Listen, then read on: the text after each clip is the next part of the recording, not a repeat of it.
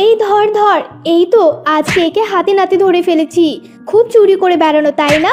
কত স্বাদের খাবার দাবার আমি রান্না করে রেখেছি, আর তুই কিনা চুন্নি চুরি করতে এসেছিস।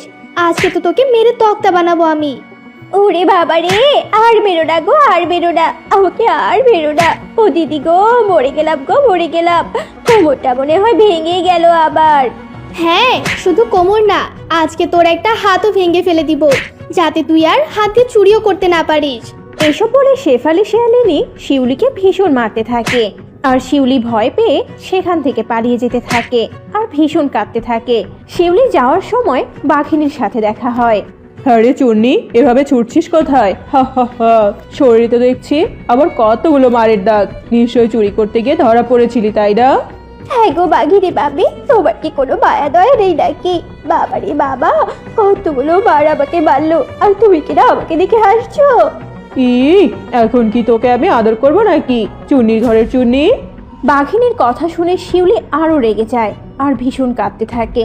এরপর শিউলি সেখান থেকে চলে যায় আর বাড়িতে চলে আসে।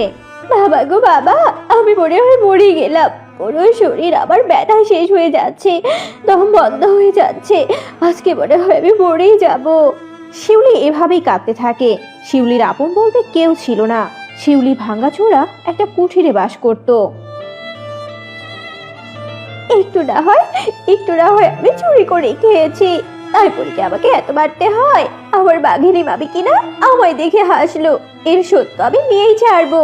এরপর যদি বাঘিনী মামির বাড়িতে চুরি না করেছি না, তাহলে আবার নামও শিউলি না। আগে আমাকে সুস্থ হতে দাও খালি। শিউলি কাঁদতে কাঁদতে এভাবেই নতুন ফন্দি আঁকতে থাকে আর এভাবেই দিন কাটতে থাকে।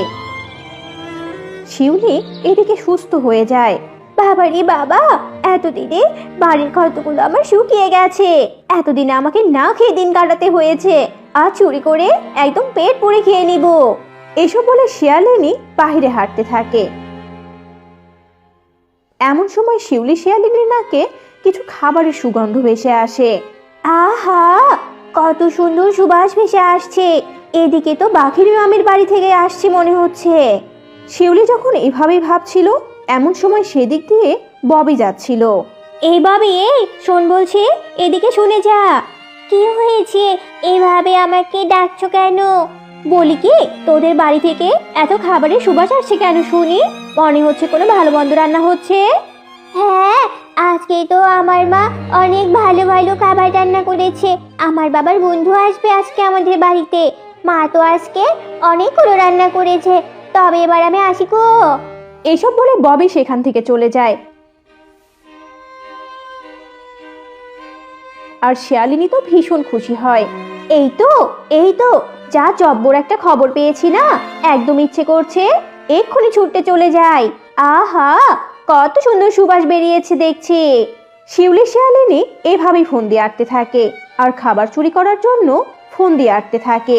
যাই নদী থেকে পানি নিয়ে আসি, কত কষ্ট করে খাবারগুলো রান্না করে নিয়েছি। এখন একটু হাত মুখ ভালো করে ধুয়ে নিয়ে আসি। এসব বলে বাঘিনী হাত মুখ ধুতে চলে যায়। আর এসব কিছু শিউলি আড়াল থেকে দেখতে থাকে। এই তো সুযোগ, এবার গপ গপ করে খেয়ে নেই। যেই ভাবা সেই কাজ। শিউলি তাড়াতাড়ি করে বাঘিনীর বাড়িতে চলে যায় আর গিয়ে দেখে বাঘিনী হরেক রকমের খাবার রান্না করে রেখেছে। আহা, কত রকমের খাবার, কোনটা ছেড়ে যে কোনটা খাবো। শিউলি যখন গপ গপ করে খাবার খাচ্ছিল, এমন সময় সেখানে ববি চলে আসে আর ববি চিৎকার করে ডাকতে থাকে। মা, ও মা, চোর এসেছে, মা চোর এসেছে, তাড়াতাড়ি দেখে যাও মা, দেখে যাও। চুন্নি মাসি খাবার চুরি করে সব খেয়ে ফেলছে। ববির চিৎকার শুনে বাঘিনী চলে আসে। এদিকে শিউলি তখনও খাবার খাওয়ায় ব্যস্ত ছিল।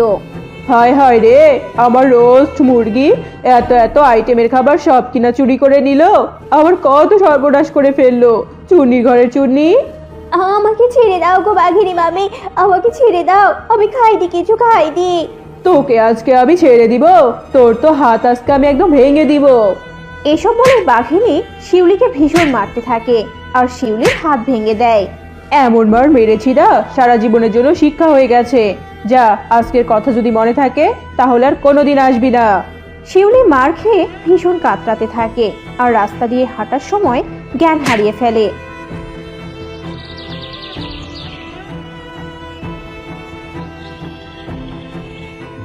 শিউলি জ্ঞান ফিরে পেয়ে দেখে তার পাশে এক বুড়ি বসে আছে, আর বুড়ি শিউলির হাতে ওষুধ লাগিয়ে দিয়েছে। এ কি, কে আপনি বুড়িমা? আমায় ওষুধ লাগিয়ে দিয়েছেন, সুস্থ করে তুলেছেন? আমি হলাম এক জাদুকরি বুড়ি। তুই কে মা? আমি এক অনাথ শিয়ালিনী, আমার কেউ নেই, তাই আমি খাবারের কষ্টে সবার বাড়িতে গিয়ে খাবার চুরি করে থাকি। কিন্তু যখনই চুরি করতে যাই তখনই আমি ধরা পড়ে যাই, আর আমাকে সবাই বাড়ে। শিউলির কথা শুনে বুড়ির ভীষণ মায়া হয়। কাঁদিস না তুই, আমি তোকে একটা অদৃশ্য হওয়ার ওষুধ দিচ্ছি। তুই এই ওষুধ খেয়ে চুরি করতে গেলে তোকে কেউ ধরতে পারবে না, তবে নির্দিষ্ট একটা সময়ের পর তুই দৃশ্যমান হবি। বুড়ির কথা শুনে শিউলি ভীষণ খুশি হয়, আর শিউলি সেই ঔষধ নিয়ে বাড়িতে চলে আসে।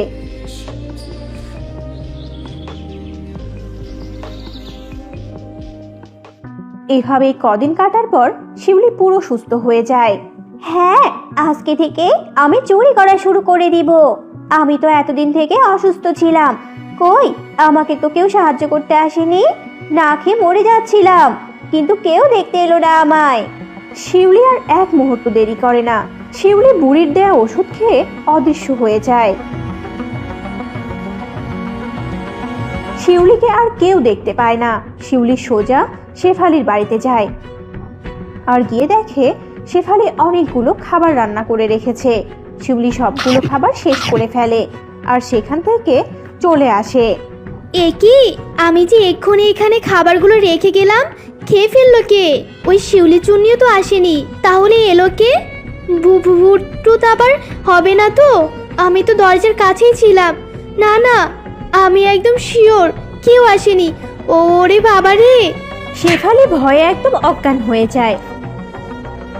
আর এভাবেই প্রতিদিন শিউলি শিয়ালিনী অদৃশ্য হয়ে খাবার চুরি করতে থাকে, আর জঙ্গলবাসী সবাই মনে করে যে নিশ্চয়ই জঙ্গলে কোনো ভূত চলে এসেছে। সবাই কিছুতেই সেই চোরকে ধরতেই পারে না।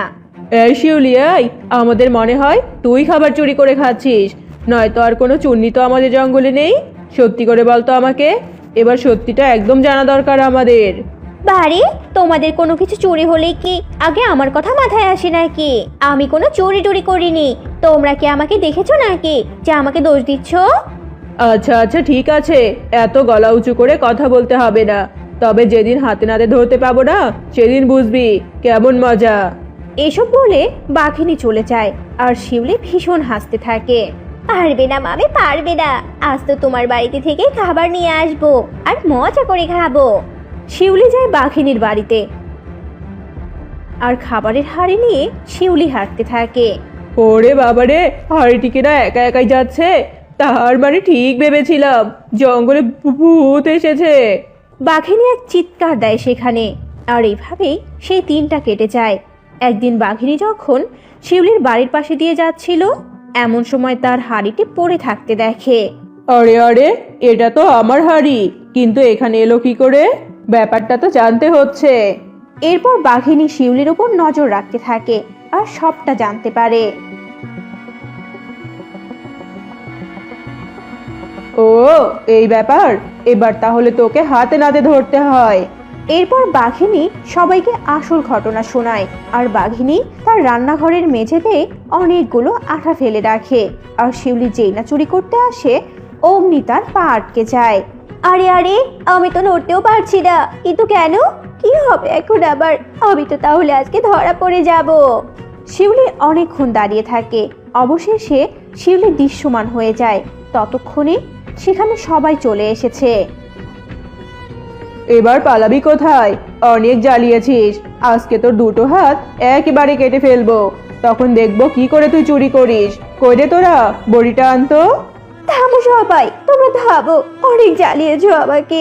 আমি কি ইচ্ছে করে চুরি করি নাকি? তোমরা জানোই আমার কেউ নেই, তবু আমাকে একটা কাজ দাও না। তোমরা আমাকে দূর দূর করে তাড়িয়ে দাও। অসুস্থ হয়ে পড়ে থাকলে তোমরা কোনো খোঁজ খবর দাও না, আর চুরি করলেই দোষ আমার।